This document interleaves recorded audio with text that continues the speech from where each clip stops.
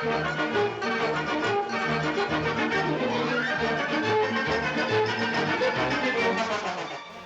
of the greatest British films ever made. I've mentioned The Red Shoes before, also by the same two men, Michael Powell and Emmerich Pressburger. It's hard to overstate how impressive and influential their movies are, and several of their films are ones I call favorites. This film is about an old general who reflects on his life and the way in which the world has changed since.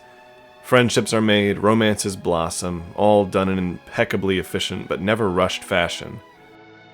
The Colonel Blimp of the title refers to a cartoon character that represented a satire of the British Army Command. But you damned young idiot, war starts at midnight, haven't you been told? Oh, yes, sir. That's why we're here. It means that right is might, after all. The Germans have shelled hospitals, bombed open towns, sunk neutral ships, used poison gas, and we won.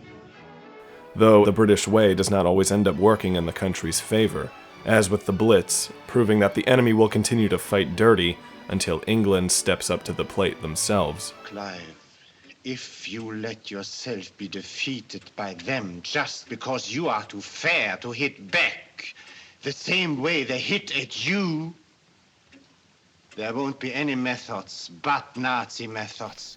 The color photography here is a little more subdued than Powell and Pressburger's other more famous pictures, like Black Narcissus and The Tales of Hoffmann. But it is nonetheless wonderful. And the sets are marvelous, especially during the World War I scenes. I think the show stealer is often Anton Walbrook, who plays the German guy whose name is hard to pronounce, Theo Kretschmar Schuldorf, or just Theo. His first scene has no dialogue from him, and it's one of the best in the movie. Tense and fascinating for the details it portrays, the process of dueling from a vanished age. The movie doesn't over-explain situations, and often people speak in German without subtitles or someone explaining what they're saying. It's easy enough to figure out, as Clive does. And that duel scene, we don't actually see the duel, the camera literally flies off. The movie only dwells on what it needs to. Even at its 163-minute runtime, it doesn't feel long.